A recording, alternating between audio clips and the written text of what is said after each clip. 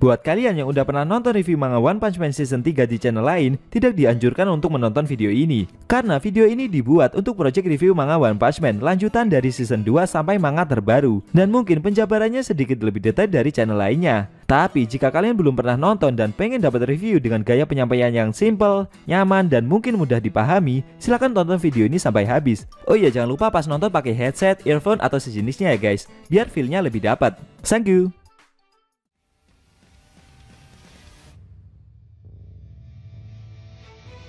Hai guys, welcome back again with Enkun di channel Endesu. Fancy botak berjubah bisa merapat karena di video kali ini kita akan membahas lanjutan cerita One Punch Man Season 3 setelah Fubuki yang berhasil mengalahkan monster Kaijindo S. Namun di sisi lain dia bersama Bang dan Bom masih diserang oleh anjing rover yang sedang mengabuk itu. Lebih tepatnya kita akan mereview manga One Punch Man versi Murata revisi chapter 111 bersumber dari website Read OPM atau forum Reddit. Dan buat kalian yang belum lihat review chapter sebelumnya, bisa klik link di pojokan atas video ini ya. Nah, di revisi chapter 111 bagian pertama ini, Child Emperor berhasil mengantarkan Waganma ke permukaan kota Z bersama dengan Saitama. Dan sempat pula terjadi kejadian super konyol, rasa salah paham gitulah guys. Penasaran? Oke, langsung aja kita bahas. Let's go!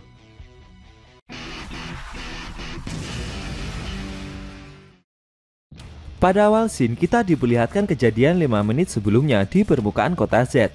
Saat itu para pahlawan pendukung sedang bertarung melawan para monster yang muncul. Dengan saling membantu satu sama lain, para pahlawan dapat mengalahkan monster-monster yang muncul dengan mudah. Di sisi lain, pahlawan Green dan Gear Spear bekerja sama untuk mencari lubang-lubang bawah tanah yang terhubung dengan markas asosiasi monster. Mereka berencana menutup semua lubang itu dengan menyisakan satu jalan saja, agar memudahkan para pahlawan kelas S yang berada di dalam markas musuh dapat keluar melalui satu pintu. Dan nantinya pintu itu akan dijaga oleh para pahlawan pendukung. Dengan helm psikisnya, pahlawan Gear Spear bagian mencari lubang, sedangkan pahlawan Green bagian menutup lubang-lubang tersebut dengan akar-akar yang keluar dari dalam tubuhnya. Beberapa saat setelah itu, para monster yang muncul berhasil dikalahkan, dan semua lubang juga sudah tertutup sehingga menyisakan satu pintu saja yang dijaga oleh para pahlawan. Mereka menunggu Child Emperor yang sebelumnya melaporkan telah menemukan Sandra dan sedang membawa Waganma keluar menuju permukaan. Akan tetapi secara mengejutkan, dua gedung yang berada di sisi kiri dan kanan tempat di mana lubang yang para pahlawan itu jaga tiba-tiba meledak dan runtuh, membuat satu-satunya lubang pintu masuk ke markas asosiasi monster tertimbun reruntuhan bangunan. Para pahlawan pendukung kebingungan dengan kejadian tersebut. Bisa-bisanya dua gedung yang sebelumnya baik-baik saja tiba-tiba bisa meledak dan roboh dengan sendirinya. Setelah melihat ke atas reruntuhan gedung itu, terlihat sesosok monster kecil. Ternyata hal barusan disebabkan oleh ulah monster tersebut guys. Seekor monster dengan level bencana iblis berbentuk tuas peledak, bernama Biru Bupa. Si monster satu itulah yang memasang bom dan meledakkan dua gedung yang berada di samping pintu masuk, sehingga runtuh dan menutupi satu-satunya pintu menuju markas asosiasi monster. Sambil tertawa, monster Biru Bupa mengajak para pahlawan pendukung. Karena dengan ulahnya barusan, para pahlawan yang menyerbu markas asosiasi monster, praktis mereka terkunci dan tidak dapat keluar. Tapi benarkah demikian? Robot anjing milik Child Emperor bersama bocah jenis itu, Saitama dan Waganma berhasil menemukan pintu keluar yang para pahlawan pendukung jaga tadi. Namun mereka belum tahu kalau barusan satu-satunya pintu keluar yang mereka tuju itu telah tertimbun reruntuhan bangunan. Si Child Emperor mencoba membuka pintu lubang tersebut, namun dia merasa kesulitan dan tidak bisa membukanya sama sekali. Setelah mencoba beberapa kali, si bocah jenius itu masih saja kesulitan membuka pintu tersebut. Lawang tertimbun reruntuhan gedung segitu besarnya, jelas aja nggak bisa dibuka. Bener gak? Namun Child Emperor merasa jika pintu tersebut sudah karatan, makanya susah untuk dibuka. Si Waganma dengan percaya diri ingin membantu untuk membukakan pintu, sedangkan si botak dengan wajah tanpa dosanya itu cuma ngikut aja guys. Di sisi lain, di permukaan kota Z, monster Biru Bupa meledakkan gedung-gedung lokasi sekitar para pahlawan pendukung berada, membuat para pahlawan semakin panik dan kebingungan. Staff Sekinger meminta pahlawan Green untuk membukakan rute alternatif agar Child Emperor dan kawan-kawan bisa keluar. Namun karena Green telah menyegel semua lubang dengan rapat, dia perlu waktu setengah jam untuk membukakan salah satu lubang tersebut. Melihat situasi yang semakin sulit untuk dikendalikan, akhirnya Staff Sekinger menghubungi Child Emperor dan menginstruksikan untuk melakukan perubahan rute pelarian.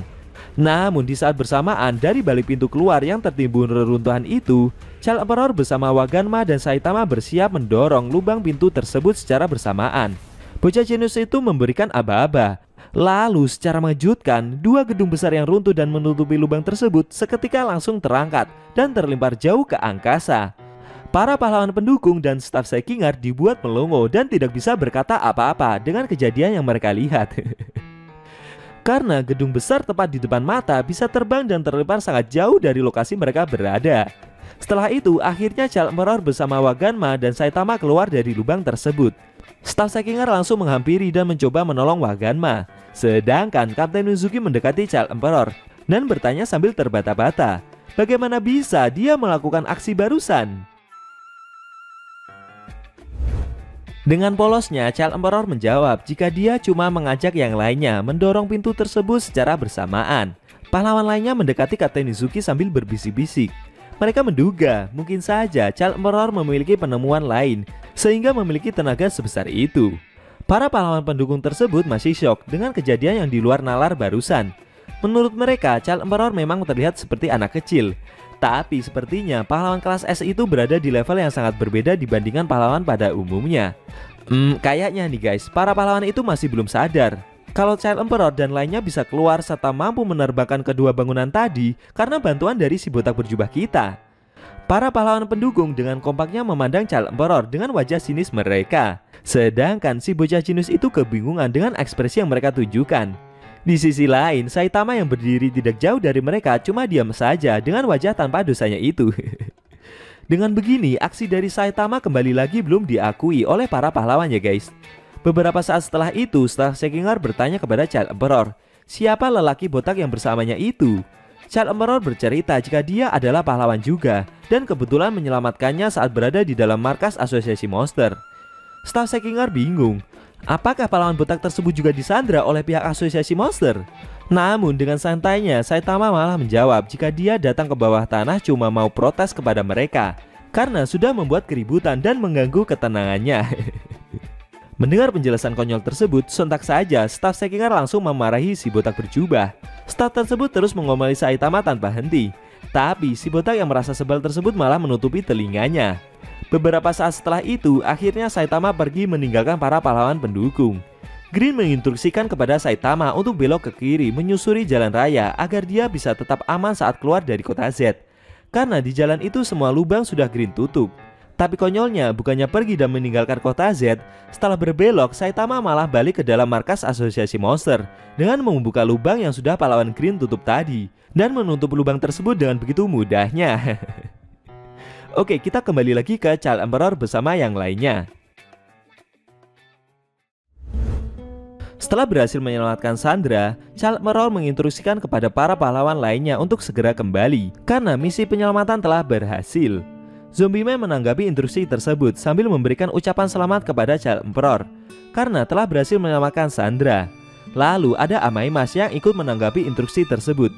Ya, seperti biasa, dengan sombongnya dia merasa jika misi yang dia jalani sekarang ini bukanlah masalah besar.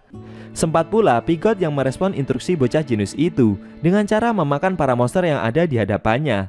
Namun tidak lama setelah itu, Atomic Samurai masuk lalu menanggapi jika dia sekarang agak sibuk dan menemukan seorang bocah yang berlari di lantai bawah sendirian. Mendengar info tersebut, Child Emperor bersama para pahlawan permukaan langsung kaget.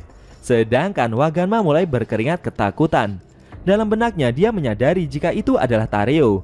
Ternyata bocah tersebut masih hidup. Atomic Samurai bercerita jika dia sebelumnya menduga kalau bocah itu adalah monster yang berpura-pura menjadi anak kecil. Tapi saat itu bocah tersebut dikejar-kejar oleh seekor monster hitam kecil di dalam lorong sendirian. Child Emperor ganti bertanya kepada Atomic Samurai, di mana letak lokasi dia melihat bocah tersebut dan seperti apa rupa dari bocah itu.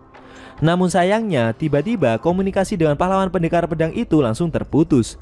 Akhirnya Child Emperor berencana untuk kembali ke markas asosiasi monster dan menemukan Sandra yang satunya lagi.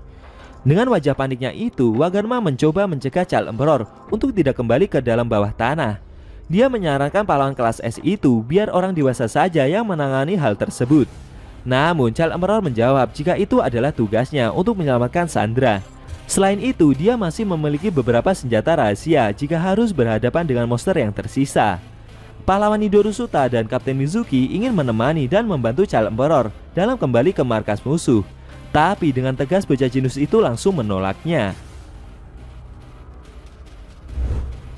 Saat Child Emperor berjalan menuju lubang pintu masuk, tiba-tiba dengan ekspresi bersalah akhirnya Waganma mengaku dan memberikan informasi secara rinci bagaimana rupa bocah tersebut. Bocah itu bernama Tareo, berbadan gendut dan berbibir tebal. Waganma menjelaskan jika sebenarnya bocah itu satu sel dengannya, tapi kemudian bocah itu dibawa pergi oleh seekor monster. Sebelumnya Child Emperor sempat bertanya apakah ada sandera yang lain. Dengan rasa takut saat itu Waganma menjawab tidak. Karena jika dia menjawab dengan jujur, Waganma pikir Child Emperor mungkin akan kembali untuk menyelamatkan bocah tersebut dan tidak segera kembali ke permukaan. Dengan wajah yang penuh rasa bersalah dan penyesalan, Waganma meminta maaf kepada bocah jenius itu. Namun dengan tersenyum sambil mengucapkan terima kasih, Child Emperor mendekati Waganma dengan penuh rasa syukur dan meminta Waganma untuk mendoakan bocah jenius itu agar bisa kembali dengan selamat. Setelah itu, Child Emperor kembali masuk ke dalam lubang yang dia buka bersama Saitama tadi, dan para pahlawan pendukung mengantarkan bocah jenius itu untuk masuk. Lalu, staf Sekingar sedikit menginstruksikan sesuatu kepada Child Emperor. Setelah susah payah berhasil keluar dari markas asosiasi monster, akhirnya Child Emperor terpaksa harus kembali lagi, karena ada seorang bocah yang belum diselamatkan. Bagaimana kelanjutan cerita dari bocah jenius itu? Lalu gimana nasib dari Saitama yang kembali ke dalam markas asosiasi monster sebelumnya?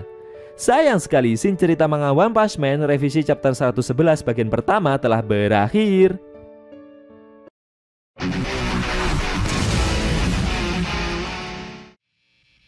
Nah, itu tadi review manga One Punch Man revisi chapter 111 bagian pertama yang ending scene-nya memperlihatkan Child Emperor yang kembali ke dalam markas asosiasi monster karena masih ada sandera yang belum diselamatkan.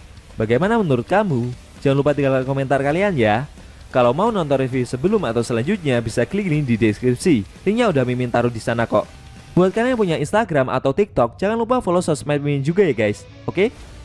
Tekan like kalau suka sama video ini dan dislike kalau nggak suka.